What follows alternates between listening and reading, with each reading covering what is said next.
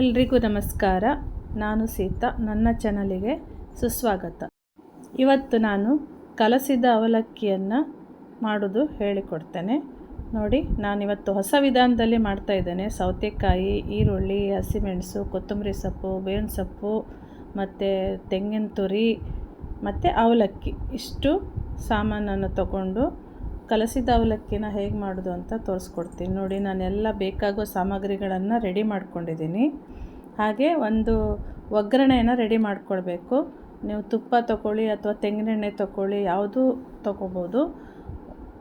ಒಗ್ಗರಣೆ ಹುಟ್ಟಲ್ಲಿ ಎಣ್ಣೆಯನ್ನು ಹಾಕ್ಕೊಂಡು ನಾನು ಶೇಂಗಾ ಹಾಕ್ತೀನಿ. ಫಸ್ಟು ಶೇಂಗಾನ ಚೆನ್ನಾಗಿ ರೋಸ್ಟ್ ಮಾಡ್ಕೋಬೇಕು. ಅದು ಎಣ್ಣೆಲೇ ಬೇಯಬೇಕು.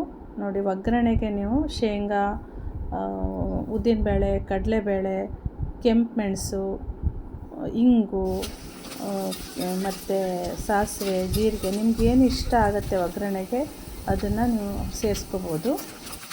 ಕೆಲವೊಮ್ಮೆ ಬೆಳಗ್ಗೆ ಲೇಟ್ ಆಯಿತು ಅಂತಂದರೆ ಏನು ಬ್ರೇಕ್ಫಾಸ್ಟ್ ಮಾಡ್ಕೊಳ್ಬೇಕು ಅಂದರೆ ಈ ಅವಲಕ್ಕಿ ಒಗ್ಗರಣೆನ ಮಾಡಿಕೊಂಡ್ರೆ ಕಲಸಿದ ಅವಲಕ್ಕಿನ ಮಾಡ್ಕೊಳ್ಬೋದು. ನೋಡಿ, ಒಗ್ಗರಣೆ ಬೆಂದಿದೆ. ಈಗ ನಾನು ಇದಕ್ಕೆ ಬೇವಿನ ಸೊಪ್ಪು ಮತ್ತು ಅರಿಶಿಣ ಎಲ್ಲ ಹಾಕಿಬಿಟ್ಟು ಒಗ್ಗರಣೆನ ರೆಡಿ ಮಾಡ್ಕೊಂಡಿದ್ದೀನಿ. ನೋಡಿ, ಈಗ ಅವಲಕ್ಕಿಗೆ ನಾವು ಫಾಸ್ಟಾಗಿ ಎಲ್ಲನ ಸೇರಿಸ್ಬೇಕು. ಮೊದಲೇ ಸೇರಿಸಿಟ್ಕೊಳ್ಬಾರ್ದು.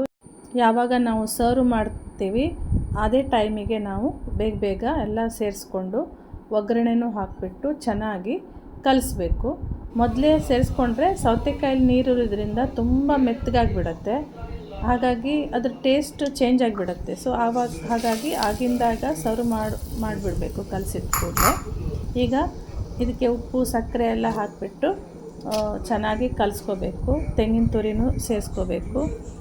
ಸಕ್ಕರೆ ಆಪ್ಷನಲ್ಲು. ನಿಮಗೆ ಸ್ವೀಟ್ ಬೇಡ ಅಂದರೆ ಸಕ್ಕರೆ ಅಥವಾ ಬೆಲ್ಲನ ಸೇರಿಸ್ಕೊಳ್ಳೋದು ಸ್ಕಿಪ್ ಮಾಡ್ಬೋದು. ಬಟ್ ನಾನು ಸ್ವಲ್ಪ ಸಕ್ಕರೆ ಹಾಕಿದ್ದೀನಿ. ಯಾಕೆಂದರೆ ಸಕ್ಕರೆ ಹಾಕಿದ್ರೆ ತುಂಬ ಚೆನ್ನಾಗಿ ಟೇಸ್ಟ್ ಬರುತ್ತೆ. ಸ್ವಲ್ಪ ಹಾಕಬೇಕು, ತುಂಬ ಏನು ಹಾಕಲಿಕ್ಕಿಲ್ಲ.